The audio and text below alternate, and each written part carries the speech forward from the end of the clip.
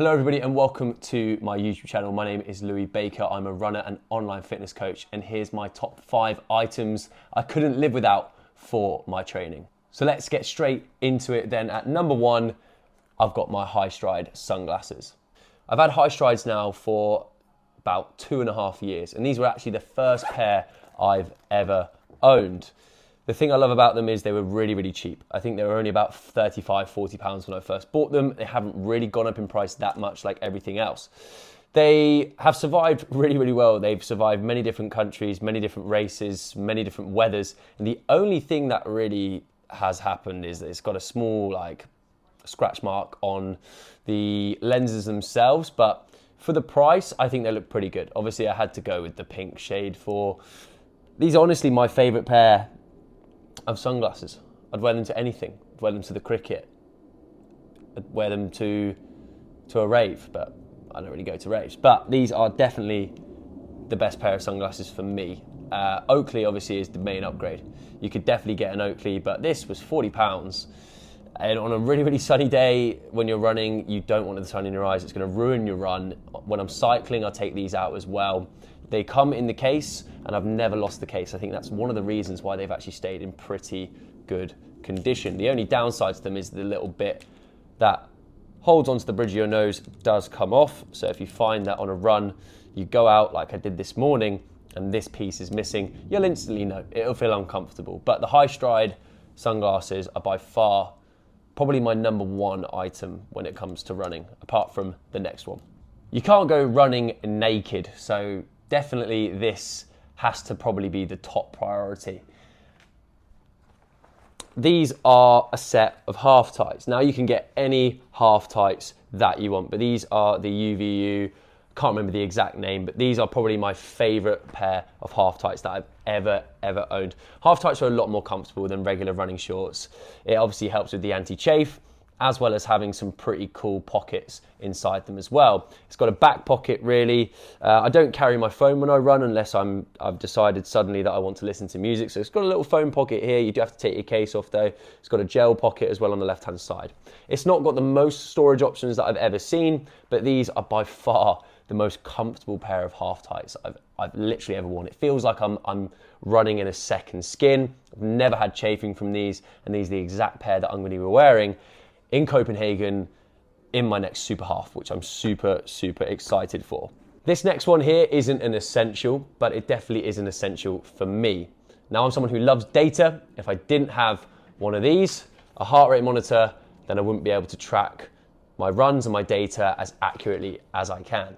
I'm someone who does a lot of heart rate zone training and specific heart rate training. So without one of these, you're gonna get quite frustrated with your watch. Obviously I do have a Garmin Forerunner 265. I've had this again for about 2 years, and it hasn't let me down in terms of conking out, the battery life being super compromised, the GPS going funky. This is a great watch, and it pairs perfectly with my Garmin HRM Pro Plus. I've had this one for about 6 months now. The battery hasn't needed to be changed. Had one before, but it actually got stolen. Strangely enough, someone wanted their sweat on their nipples, my sweat on their nipples suddenly, strangely, weirdly enough, but I couldn't live without one of these.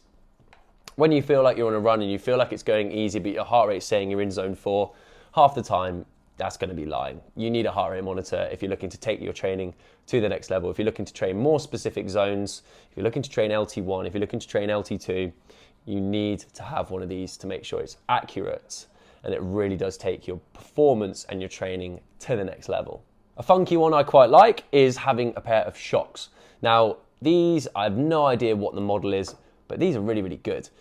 These are basically bone conducting earphones. If you've never seen them before, then please do your research. These are really handy to have if you're running in busy areas, because at the end of the day, you can still hear pretty much everything else that's going on as long as you don't have the volume at full whack.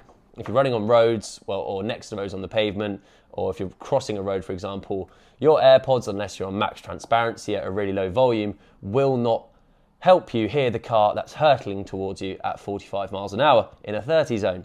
So having the shocks here that sit perfectly on your ear before they conduct, it's really helpful. And honestly, these aren't that expensive. I got them in the sale. And I really, really do think that for any runner who's running often, you might want music now and again. I'm not someone who personally runs with music all the time, but whenever I do, it's got to be shocks because they keep you safe. The quality isn't too bad. And yeah, you're hearing cars that are trying to run you over.